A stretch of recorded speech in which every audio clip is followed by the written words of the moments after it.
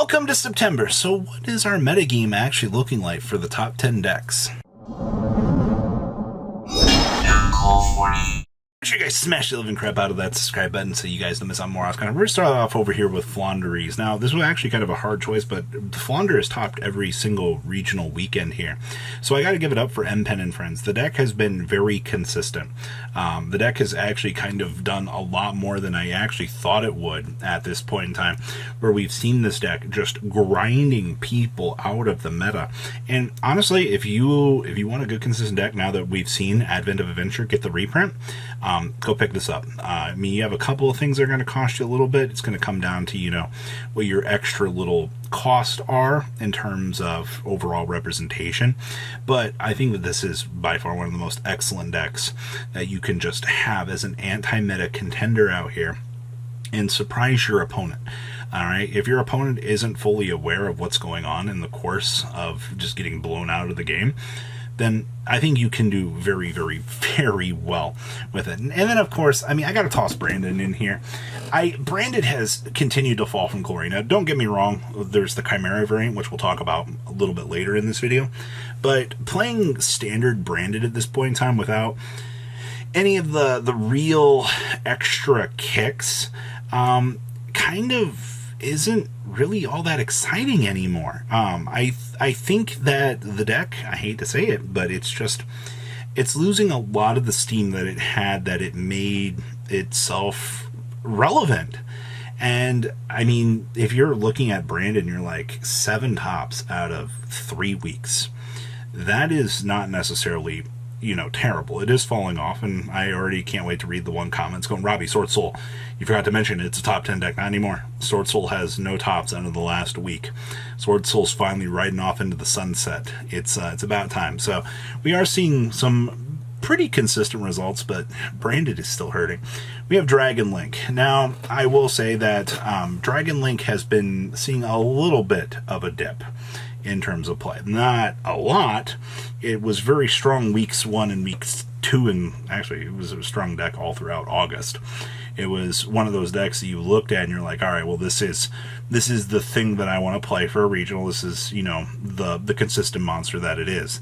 But the thing is, with Kashtira kind of reclaiming the throne out here, and, you know, Dimension Shifter and Friends kind of returning back to the table, you've got a little bit more problems that you need to kind of handle at the overall end of the format. So something to really consider. I mean, Dragon Link it's been a deck that you still need to be aware of, and you do have to grind out with at the end of the day. But it's so consistent. It's just a shame that it's kind of fallen down a little bit further than I wanted to put it. Next up is Mana DM. So you got a lot of things you can do with Mana DM right now. You can Calamity's Turbo lock your opponent, which I know your opponent's not going to have a fun time if you do that.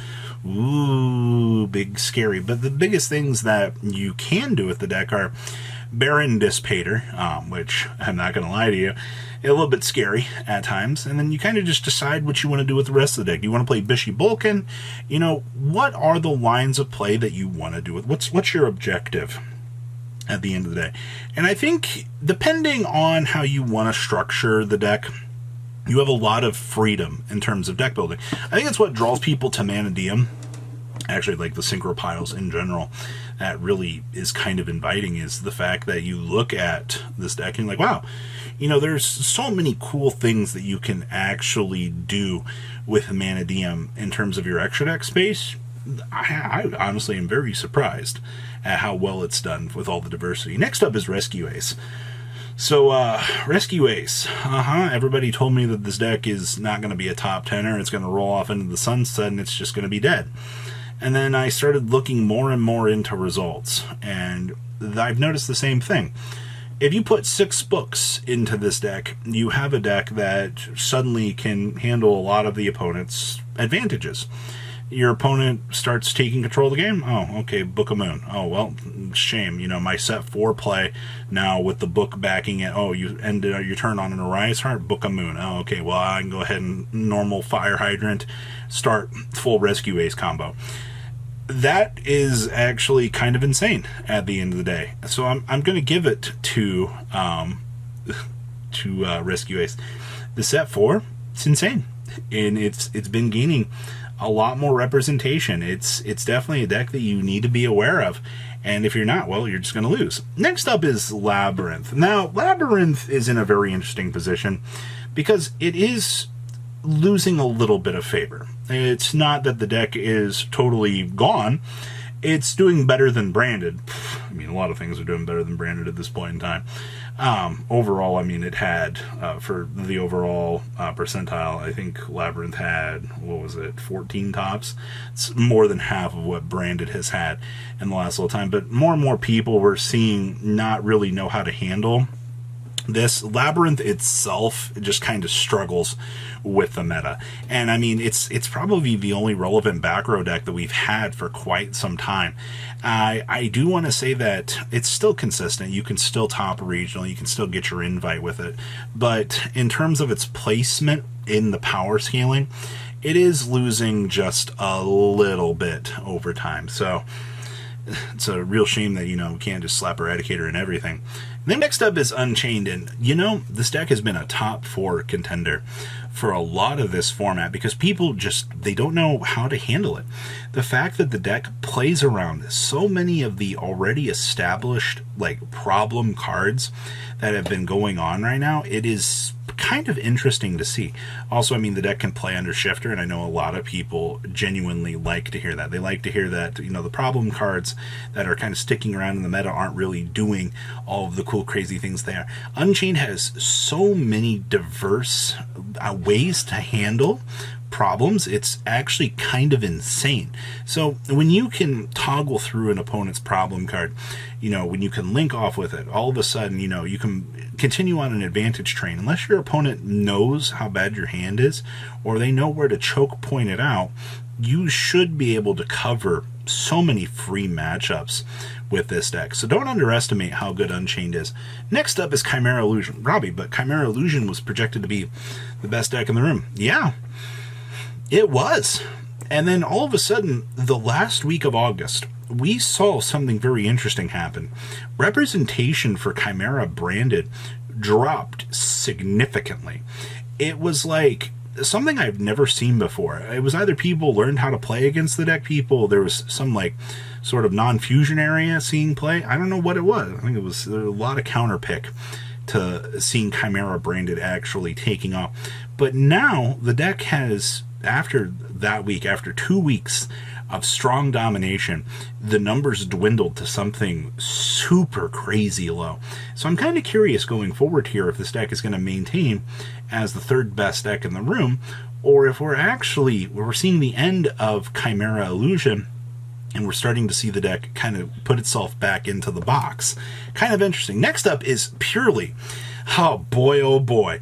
The Cat in the Hat deck still doing its reign of terror out here, and I'm not all that surprised, honestly. I think a lot of people they just love how this deck functions. The fact that you have so many cool lines of play with the deck, you have so much draw power even with Purely, that so many average opponents aren't going to know what to do against the deck.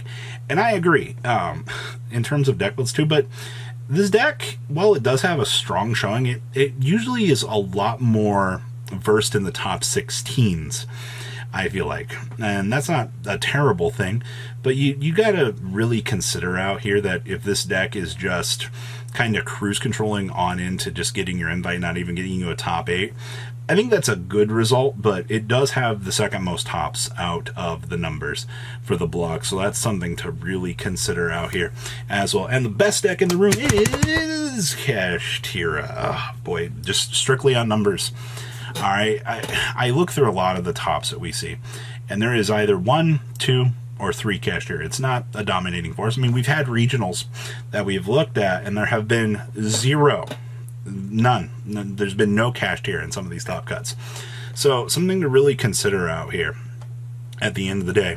If you're looking at some of these particular pickups and you're like, hey, the meta is maybe not favoring, one deck. Well, it's probably because Dimension Shifter and the rest of the Kashtira squad might not necessarily be allowing that to actually happen. So consider that, but it's still the best deck. So please leave a comment down below. Tell me what you guys think. I'll see your beautiful faces back here in a day, guys.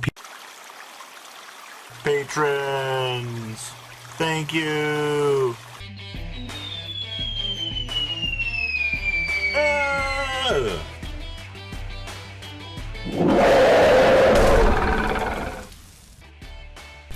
Thank you so much for watching. Check out these other videos.